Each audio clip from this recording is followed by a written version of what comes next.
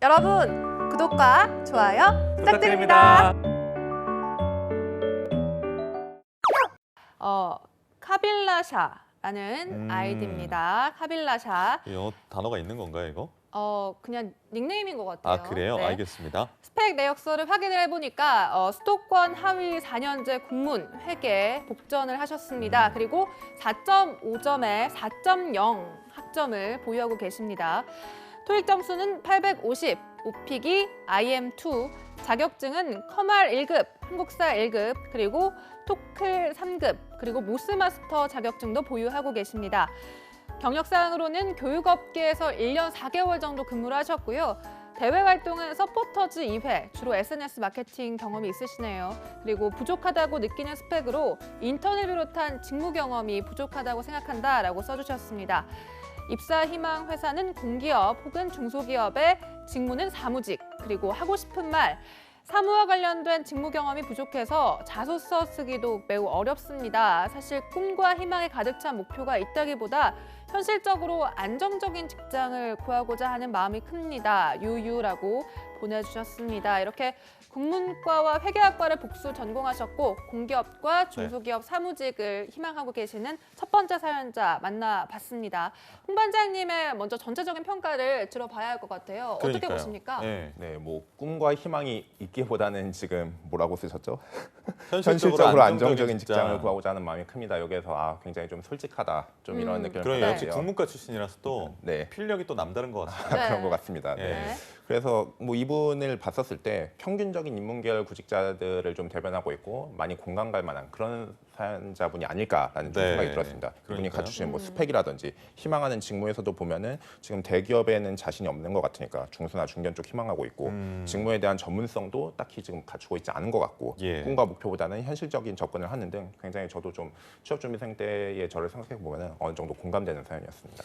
아니 근데 교육업에서 1년 4개월 근무면은 사실 네. 네. 뭐 적은 경력 일단 경력이 기본적으로 3년 이상은 돼야 된다고 하지만 1년 네. 4개월 정도면 그래도 이 경력 살려가지고 좀 빠져나갈 수 있는 분야가 있지 않을까 싶은데. 네. 네, 교육업계 같은 경우에는 네. 사실 근데 교육 씨도 아시겠지만 네네. 굉장히 지금 제가 많은 잘 분야 알죠, 네. 네네. 그렇죠. 이름도 이제 연관성이 있으신데 그 교육업계라는 곳이 지금 굉장히 넓게 포진되어 있어가지고 이분이 어느 교육업계에서 어떤 직무를 수행하셨는지 이거에 따라서 그러게요. 굉장히 좀 다양하게 갈릴 수가 있을 것 같습니다. 당장 뭐 학생들을 예로 들더라도 뭐 유아교육, 초등교육, 중등교육, 고등교육 이렇게 나뉘고 뭐 직업교육, 성인들이 받을 수 있는 직업교육도 있고 취미나 여가, 레저, 스포츠 이런 것들과 관련해서도 우리가 배울 수 있는 모든 분야에 대해서는 이제 교육업계가 진출을 해 있잖아요. 예, 그렇죠. 그리고 이제 직무에 있어서도 교육업계에서도 일반 회사와 똑같이 굉장히 다양한 업무들이 수행이 될 텐데 여기에서 어떤 직무를 맡아서 본인이 수행하셨느냐 이거에 따라서 좀 달라질 것 같습니다. 좀 디테일하게 써주셨으면 좋았을 텐데. 그렇죠. 네. 예. 그래서 이제 뭐 사무와 관련된 직무 경험이 부족하다고 지금 이렇게 말씀을 하고 계시니까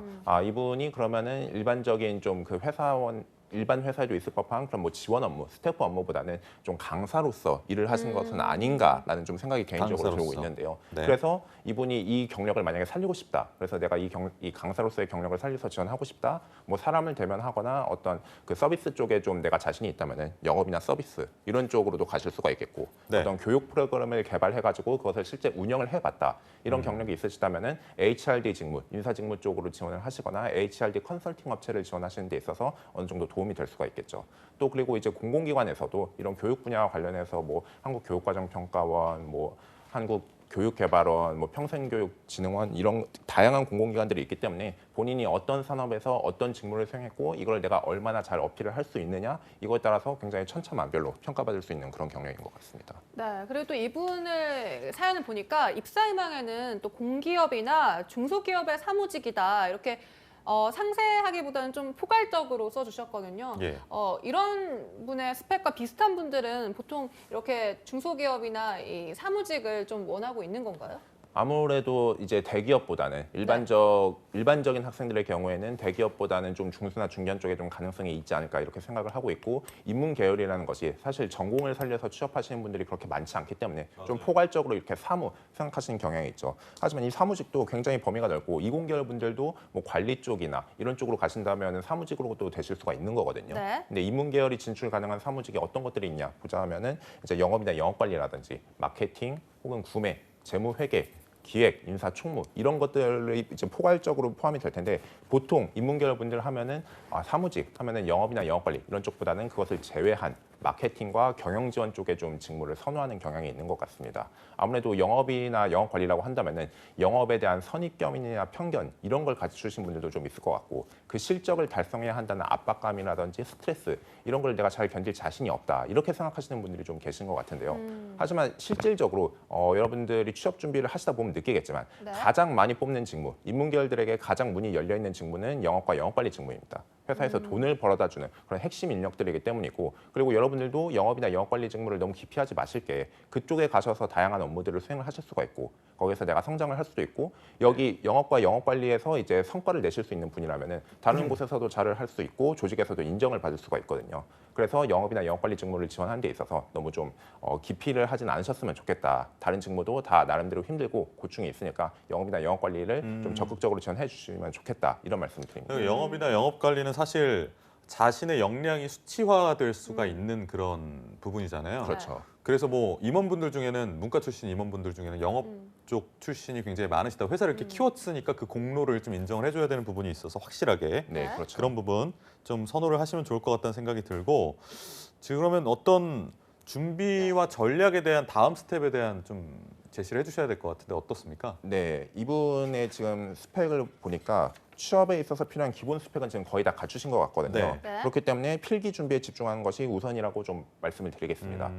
당장 상반기도 한 달 후부터 이제 시작이 될 텐데 네. 얼마 남지 않은 기간 동안 뭐 자격증 공부를 한다든지 그 짧은 기간에 뭐 직무 관련된 경험이나 인턴을 하는 것보다는 물론 본인이 지금 교육업계 지금 여기 퇴사를 하신 다음에 시간적인 여유가 되시는 상황이라면은 뭐 공기업 인턴이라든지 이런 걸 하시면서 준비를 할 수도 있겠지만 최대한 효율적으로 준비를 하려고 하신다면은 필기 쪽에 집중하시는 게 더 좋겠다. 더군다나 이분이 공기업도 지금 희망을 하고 계시잖아요. 네. 공기업 같은 경우에는 이제 필기가 아무래도 채용에 있어서 당락을 결정하는 그런 NCS 중요한 공부하는 요소. 말씀이시죠? 그렇죠. NCS와 인적성, 사기업 인적성을 동시에 같이 공부하셔야 될 텐데 이런 필기를 공부하시는 것이 우선이 될 거고요. 그리고 상반기 시즌이 왔었을 때 이분이 좀 주의하실 게 채용 공고를 보다 좀 다양한 곳에서 보셨으면 좋겠습니다. 왜냐하면은 요새 수시 채용으로 전환이 되면서 네, 채용 맞아요. 공고가 급격히 증가를 했어요. 수시 네. 채용. 그렇죠.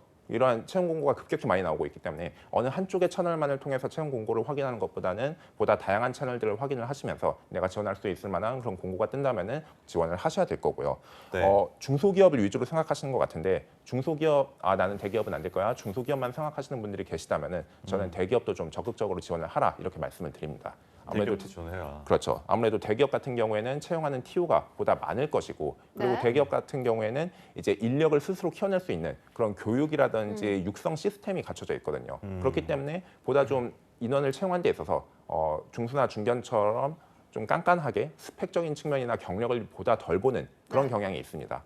그래서 중수나 중견 외에도 대기업도 지원을 하셔야 된다는 점 좀 염두를 해주셨으면 좋겠고 이분이 현실적으로 안정적인 직장을 원한다. 지금 이렇게 네. 적어주셨잖아요. 네. 근데 인문계열에 주로 갈 수 있는 그런 안정적인 직장이라고 한다면은 이분이 적어주신 공기업 외에도 금융권, 대표적으로 은행 등을 생각할 수가 있겠죠. 네. 이런 금융권 쪽에도 지원을 하신다면 좋을 것 같습니다. 네. 금융권 쪽. 그런데 이분을 보니까 특이한 점이 국문학과인데 약간 회계학과까지 복수 전공을 했다면 그러게요. 이 부분은 좀 긍정적으로 평가받을 수 있는 부분이 아니겠습니까? 입사를 할 때. 아무래도 입사를 한 데 있어서 네. 사무직에서 재무 회계를 수행하는 데 있어서도 어느 정도 기본 역량이 갖출 수도 있겠구나라고 평가는 할 수도 있겠지만 지금 이분이 관련되어서 뭐 자격증이라든지 네. 경력이나 대외 활동 등에서 재무나 회계 관련된 요소가 드러나지는 않고 아. 있기 때문에 내가 회계 쪽에 대해서 전문성을 갖추고 있다라는 쪽으로 어필을 하기보다는 그런 쪽으로도 수행할 수 있는 기초적인 소양이나 지식 정도는 있다 이렇게 접근하시는 것이 더 맞을 것 같습니다. 그러면 그런 회계 관련 자격증을 좀 따는 것이 좋을까요?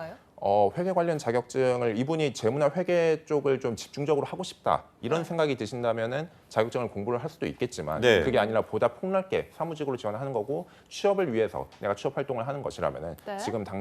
지금 이 재무나 회계 관련된 자격증을 따는 것보다는 전형 자체에 대해서 대비를 하시고 필기 공부를 하시는 게 저는 더 빠른 취업이 될 것이라고 그러니까 일단 생각합니다. 필기 통과를 해야 뭐 스펙을 보는 거니까요. 그렇죠. 일단 필기 준비를 좀 열심히 하셔야 될 것 같다는 생각이 들고 네.